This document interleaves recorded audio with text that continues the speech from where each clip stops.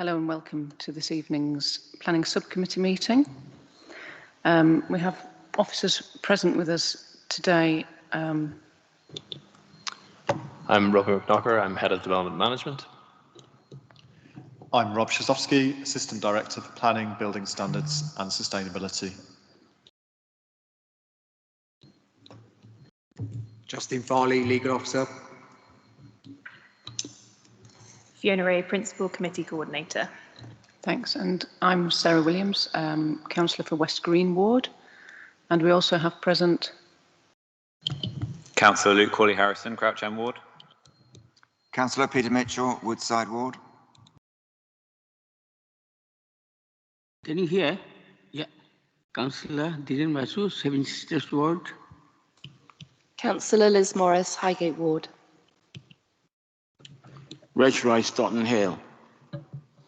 Thanks. We also have some officers in attendance virtually, and they will introduce themselves when relevant. This meeting is being recorded. All registered speakers should be aware that they will be recorded for live or subsequent broadcast via the Council's internet site or by anyone attending the meeting. If you are joining virtually, please turn off your camera and microphone unless you are speaking. The planning protocol says that members and speakers are requested to note the information set out at item 2 on the agenda. I have apologies this evening from Councillors Adamu, Peacock, Ross and Say, and apologies for lateness from Councillor Ibrahim. Is there any urgent business? No, Chair, no urgent business. Thanks. Do any members have any declarations of interest? And move to item 6, which is the minutes of the meeting held on the 14th of September. Are those minutes approved?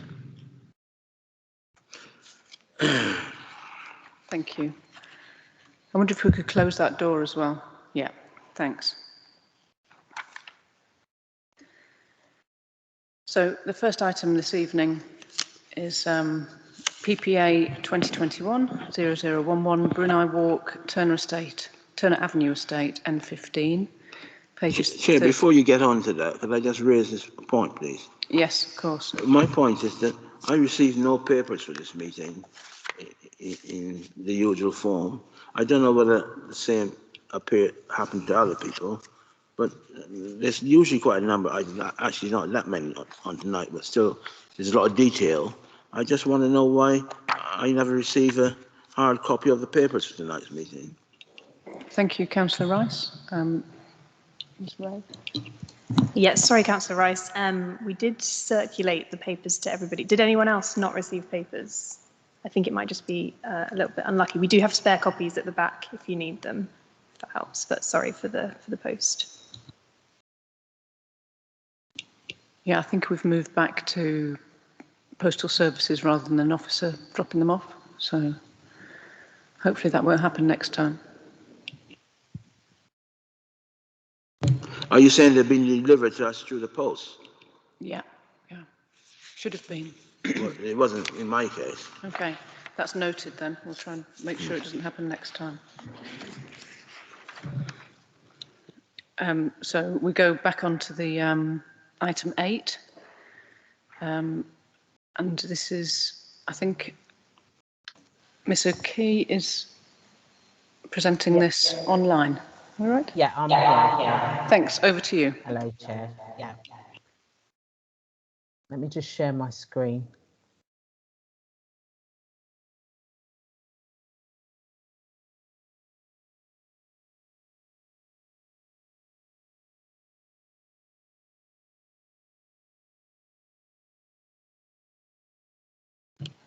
The cameraman is in my direct line of sight from here. Perhaps he can position his equipment elsewhere. Or alternatively, can you see that screen there? I can see it, but I can't read it. My eyes are not good enough to read from this distance. Councillor Rice, I think it might be an idea if you just move to that table at the back beside Councillor Ibrahim. Might be easier because you'd be able to see a bit better. Not the cameraman, me. Yeah. Thank you. We'll pause. Ms. O'Kea, if it's okay if we pause for a couple of minutes. No problem. Thank you.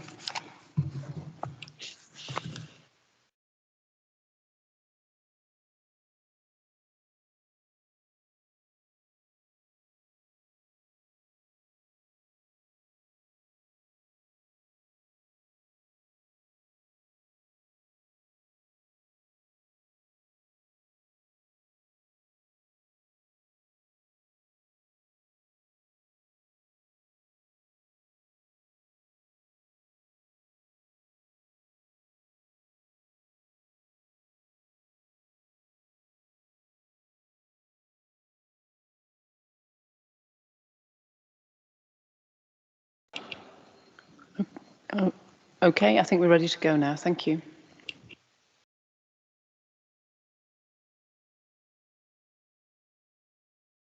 You're muted.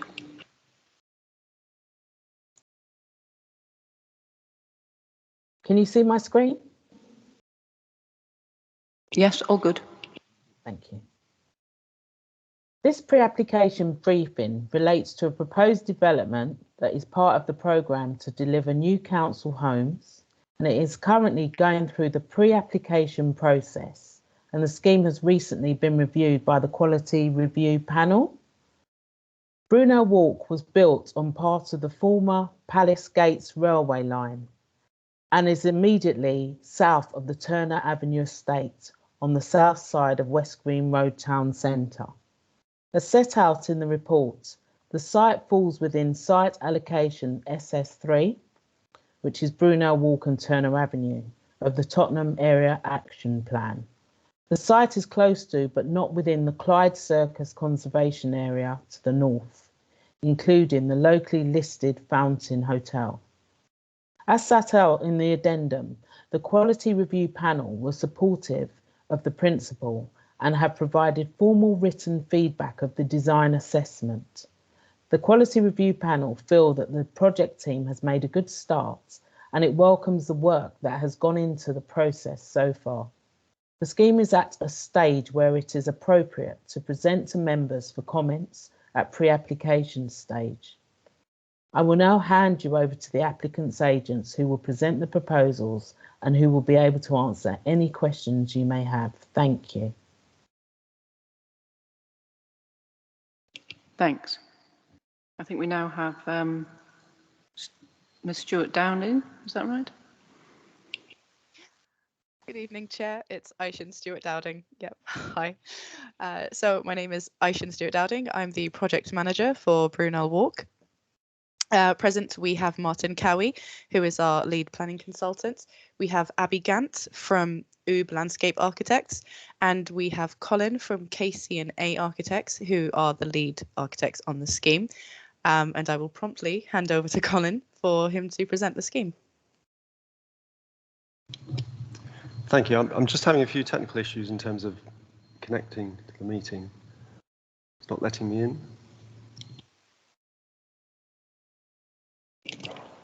We'll just try and resolve that.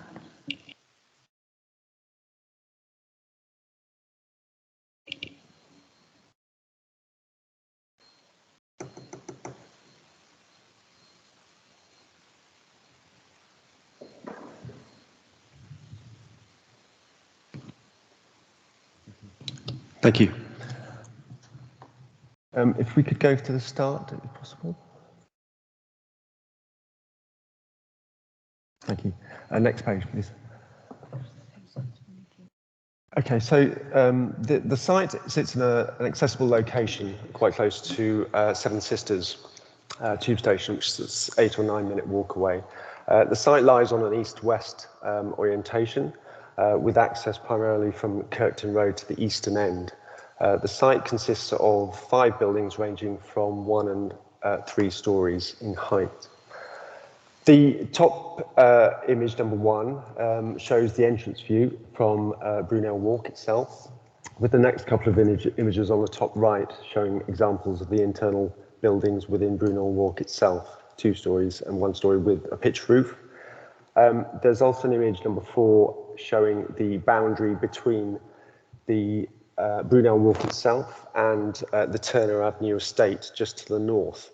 It shows a boundary between them, which is a concrete panelled boundary. The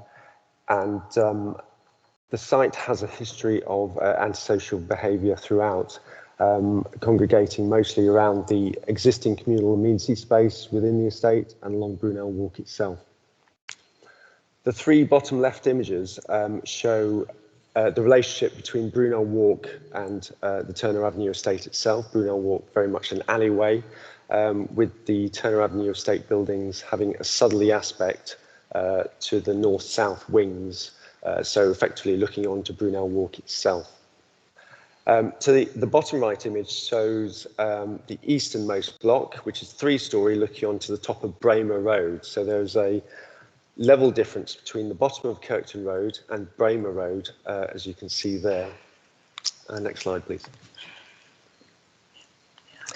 So the site plan shows the Brunel Walk itself stretching east to west, surrounded by the red line. Access is from the eastern edge, top northeastern corner of the red line, from Kirkton Road. And you can see how it shares a boundary to the north with the Turner Avenue estate. And to the south, we have 2-storey plus typical pitch roof of the terraces of Seaford Road. Next slide, please. The plan here shows the variation in story height, with the medium blue on Brunel Walk showing 2-storey blocks, light blue 1-storey, and the darker blue 3-storey to the east.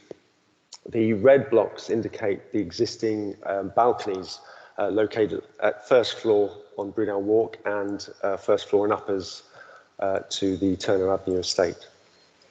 You can see the close proximity between the boundaries and the balconies themselves. Next slide, please.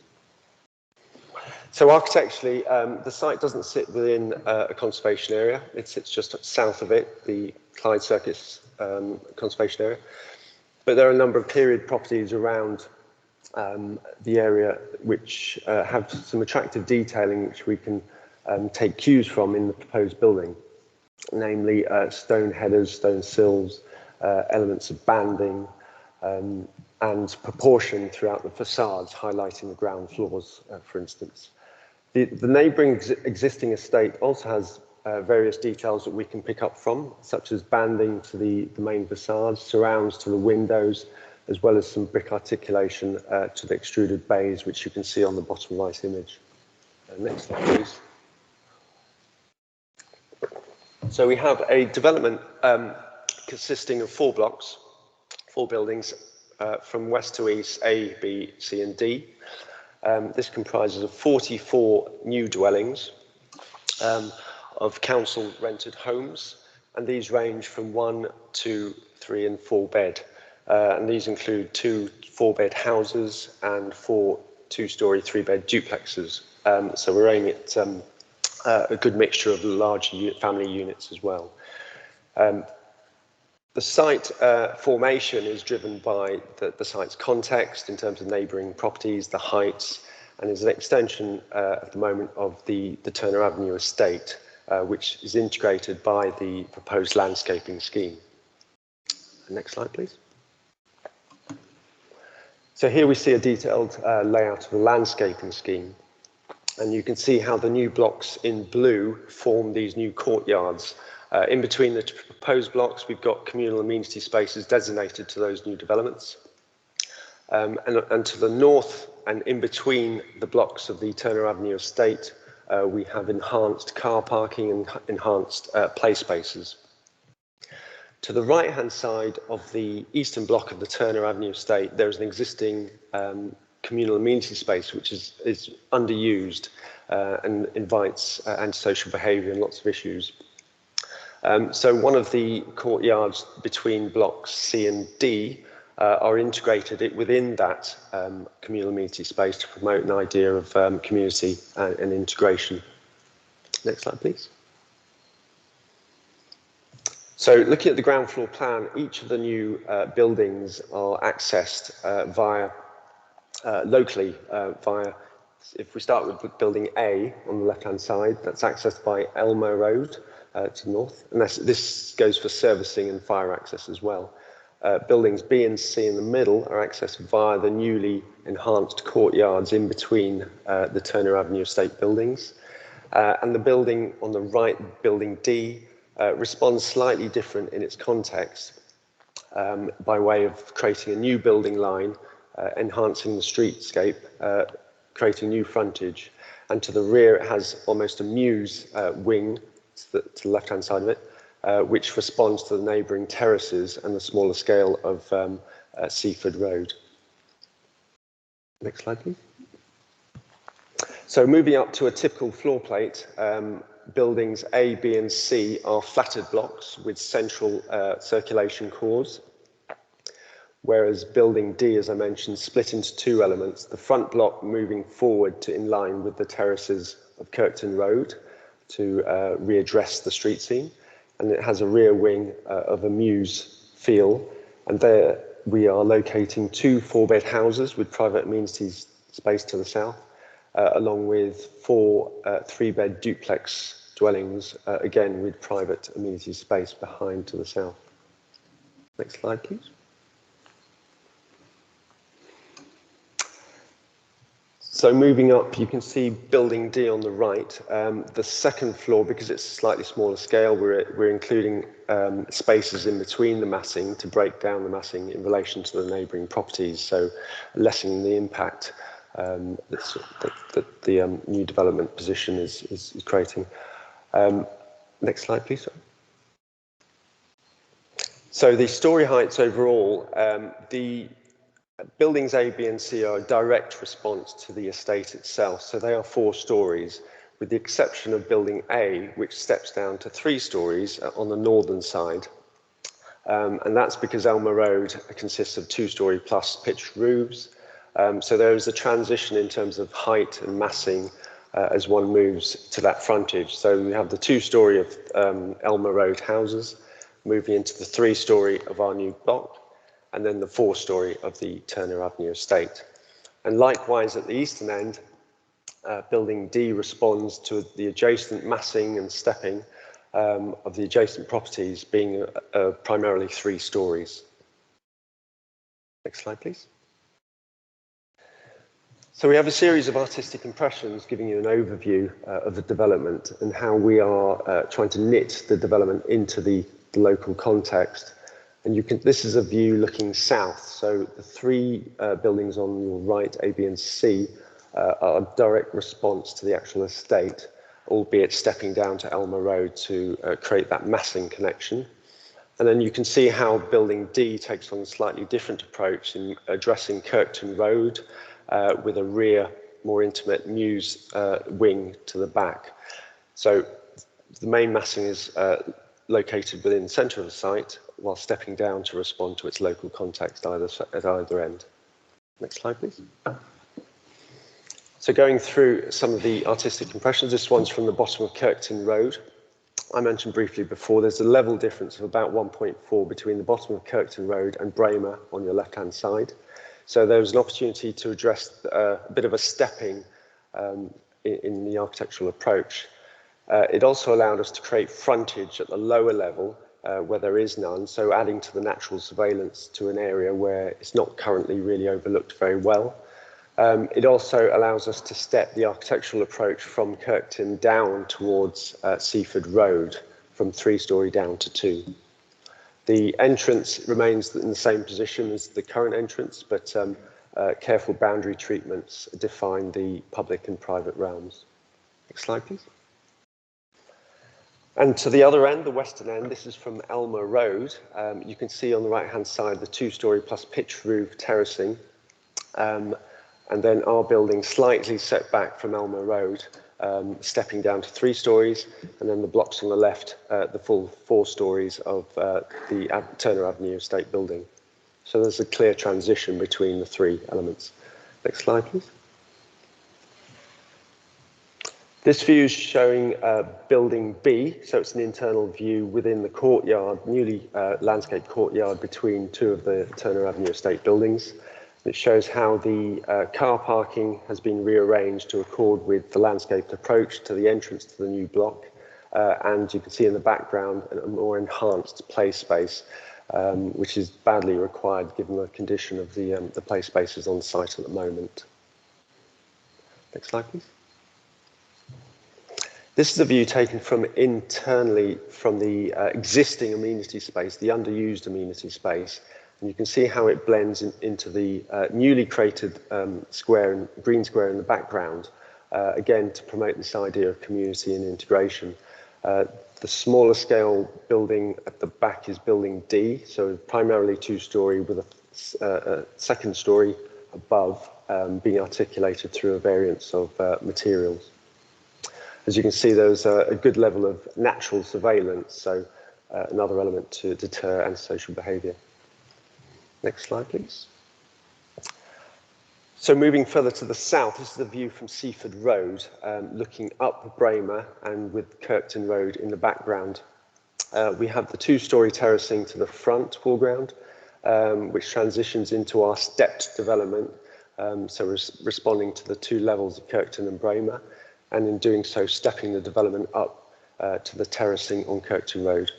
Next slide, please. And then again, looking the other way, we're stepping down and taking into account the rhythm of the terraced Victorian houses next door and responding to that in the architecture that we're creating and animating the facade with an element of recessed balconies. Next slide, please. Materialistically, we are proposing two forms of brick, contrasting bricks. A, to provide a contrast in terms of massing to represent circulation and to separate the massing, and B, to highlight the entrances and circulation spaces. Those two images there are precedence images which show a similar approach. There are a number of articulated details that we can draw from the period properties in the area, as mentioned before, and that precedent images shows an example. So we are proposing an element of stone banding, stone headers and sills, and contrasting brickwork. Next slide, please. So moving into the proposed elevations, this first one's building D. The top image shows the front elevation within Kirkton Road. So Kirkton Road rises up to the right, whereas Bramer drops down to the left. So we're taking into account and responding to this by having a split level front building, creating extra frontage at ground floor level, activating frontage within the street scene. The view below that shows the northern elevation of building D. The larger block on the left is the flatter block addressing Kirkton Road, whereas the Mews wing to the rear reduces its proportions to address the more intimate nature of the spaces behind. Next slide, please.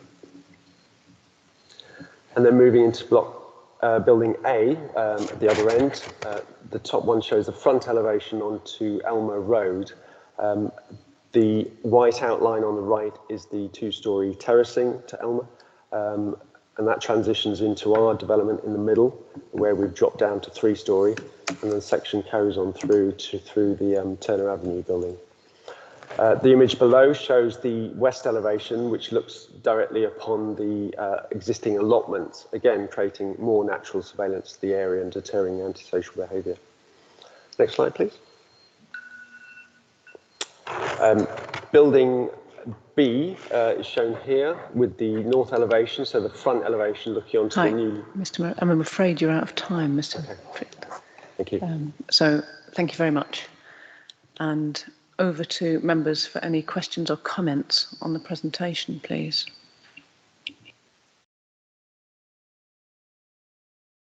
I'll start at the back with Councillor Rice.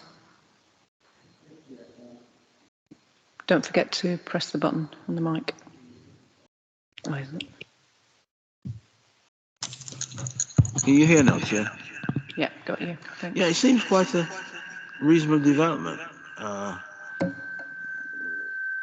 And my only concern...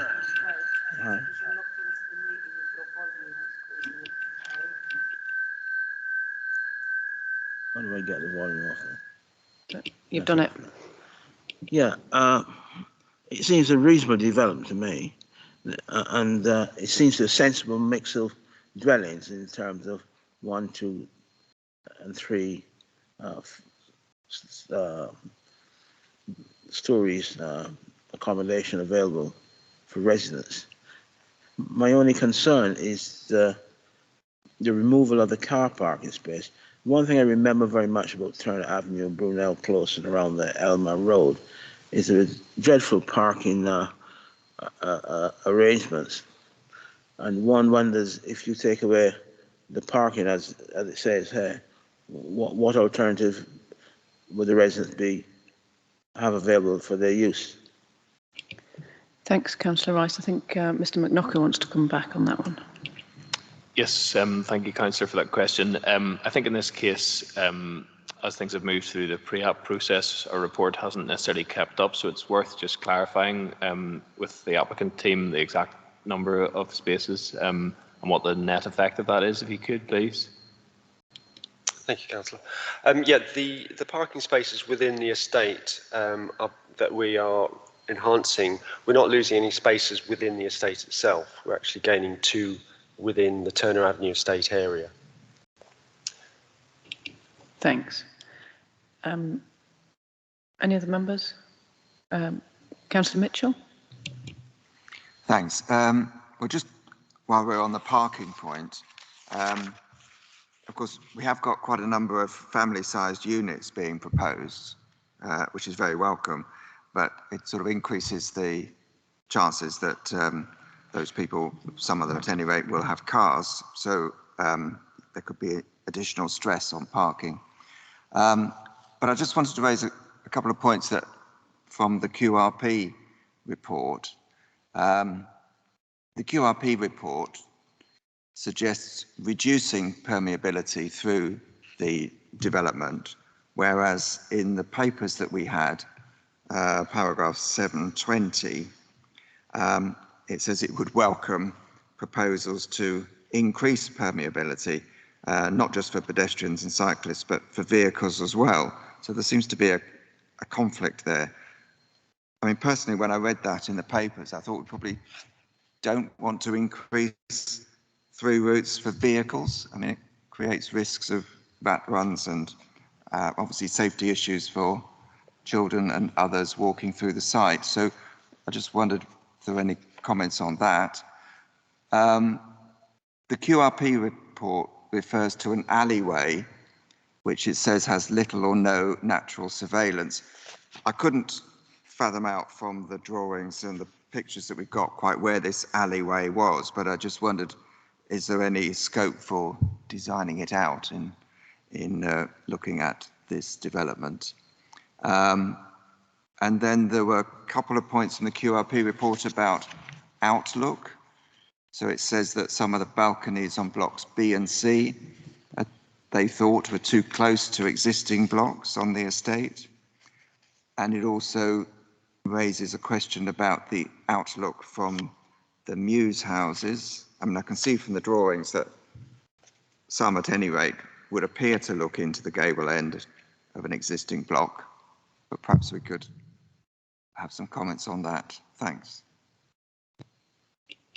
Thanks, Councillor Mitchell. So there's three questions there. You've got permeability, alleyway with no surveillance, and what's the distance between? Okay. Thank you, Councillor.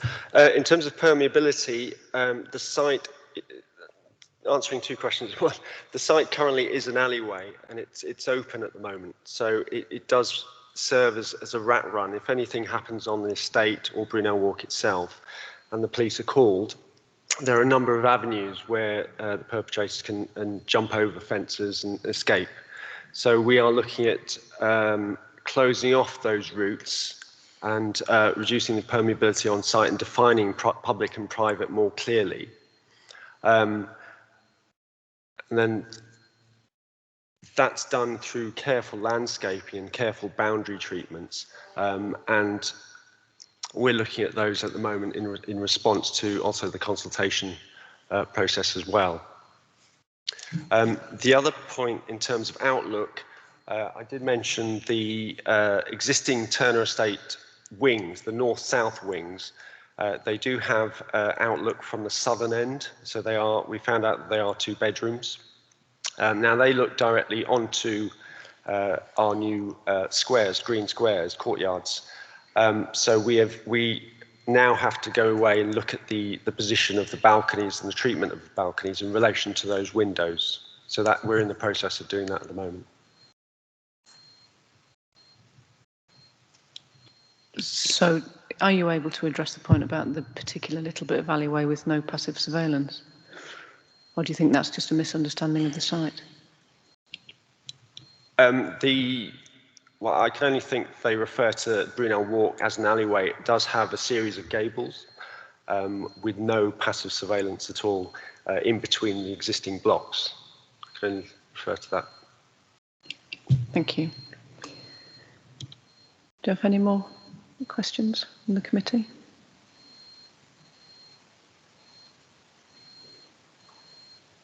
No? Well, I'm going to ask you about the sketches showed predominantly or exclusively projecting galleries, individual projecting galleries. Is that actually a finished plan? Because I would be opposed to having those, especially at lower levels. Sorry, Councillor, where in particular are you referring to? The indicative images that you were showing showed that the flats had projecting galleries. Balconies. I'm saying galleries instead of balconies. Excuse me. Okay. You're talking about the front elevation on Kirkton Road. Yeah, I think all the blocks, as far as I could tell, had projecting balconies. Right. So that's just a form of articulation that we've taken in terms of the architectural style. We're developing that as we speak. So does that mean that was the question? Is that that's a finished plan? Is to have projecting balconies throughout and no internal balconies? At the moment, they are projecting, yes. The ones on Kirkton Road are semi-recessed. Yeah. But the others are projecting at the moment. Yeah. Okay. And do you feel that they work at low levels? Given the locality to the context and what they're overlooking, yes. I mean, that works together with the ground floor landscaping and defensible spaces that our landscape architects are utilising. So that gives that separation, but still maintains the natural surveillance. Yeah. Well, just a comment would be, I find they're not very private, so people don't use them very much when they're at that height. And whereas if they were slightly inset, there's a privacy element to them. People tend to cover up all the transparent elements because they don't like to be stared at by everybody. Right. Yeah, we are also looking at the treatment of the actual balustrading as well, which is an ongoing discussion. And we may, given the proximity to the existing estate facade, we may have to look at the privacy element in terms of screening, or, as you say, look at the position of the balcony. Thank you. Councillor Morris. Yes, thank you. Sorry, excuse me. I mean, there were quite a few recommendations from the QPR, and really far too many, I think, to go into each one of them. I was just interested to know what are going to be the most challenging recommendations for you to address? And also, I think there was a recommendation that possibly a storey of Block D should be removed. It should be reduced in height. So is it likely that the number of units is going to have to be reduced by following these recommendations? Thank you. Thank you, Councillor. Yes, that is something we are, in response to the 105 and the public consultation, we are looking at that at the moment. We're looking at options in terms of either using a setback or possibly losing a unit on that top floor. This is a direct response to the estate massing, but obviously we've got certain constraints to balance out in both directions. So that is something we're looking at the moment. And so what are going to be the most challenging recommendations for you to address, do you think? I've got Martin Cowie online wants to come in. Whether it's on this point or not, I don't know. So should we ask him and then? Okay, Martin. Sorry, thank you, Chair. Thank you, councillors. And I suppose just before just before Colin sort of perhaps adds to the response, if I may just sort of just clarify the position in respect to the balcony design. Clearly, we are seeking to optimise the number and the type of accommodation on site. We've got a number of challenges. The first is, of course, recessed balconies take up effectively a significant amount of sort of potential usable accommodation area. And also they have a significant impact on the thermal performance of a building. As you know, with all these council schemes, we are seeking to deliver a very progressive approach to sustainability. And in fact, we are targeting a zero carbon approach for this scheme. With open balconies, it makes it very difficult to secure that high performance thermal insulation that we're seeking to deliver. Having said that, it's obviously an ongoing process whereby we will seek to sort of design these blocks so that they do present the best possible design given their context. Apart from block D, which faces Kirkton Road, the other blocks are effectively internal that face onto the existing Turner Avenue estate. So it may be that we can consider, where appropriate, we look at sort of redesigning the balconies in places so that they do offer, as you say, Chair, a potentially different approach. But we need to weigh that against, you know, the need to deliver, you know, as much, high quality sort of affordable accommodation as possible, and also to try to sort of deliver a very highly thermal insular sort of development that obviously sort of relies less on heating sources. So we will look at these very carefully, hence why we're here to listen to additional views alongside what we've already received from your planning officers and the local community. So I just wanted to sort of make that clear in terms of sort of how we're trying to approach sort of all these different elements. Colin, do you want to just take that sort of final point around sort of what the key challenges are? I mean, I will just say, Councillor, through you, Chair, that I think the most challenging aspects to this development are effectively seeking to ensure we integrate this development with the wider Turner Avenue estate, okay, providing for significant enhancements to the existing public realm and existing sort of open spaces.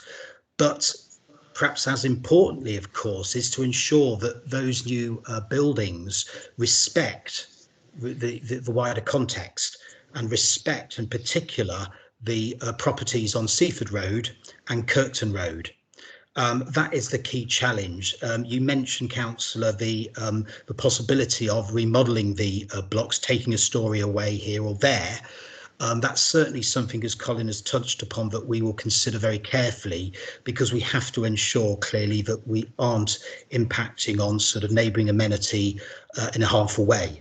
You know, we have to strike a balance between ensuring we deliver a decent amount of affordable accommodation whilst still sort of safeguarding neighbouring residential amenity. That's something we're very much in the throes of seeking to try to sort of achieve. So I'm grateful, you know, for you raising that, because it's probably the most important, probably the most critical challenge that we face on this scheme. Thank you, Chair. Thank you, Mr. Cowie. Did you want to comment any more on that, or is that a complete response? I think that's fairly complete. Thanks. Any other comments or questions from members? No? In which case we say thank you for coming and presenting that to us this evening, and we can move on. So thanks. Item 9 is the update on major proposals. If you have any questions, then they will be directed at Mr. McKnocker, who's ready.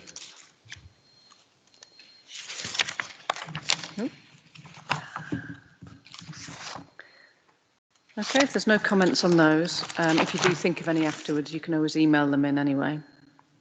And then for noting at item 10 is also the application determined under delegated powers. Again, if there are any questions. No. And as I understand it, there are no items of urgent business. And the date of the next meeting is 1st of November. I thought I heard somebody. No? 1st of November for the next meeting. So thank you very much, everybody. We've had a quick meeting this evening.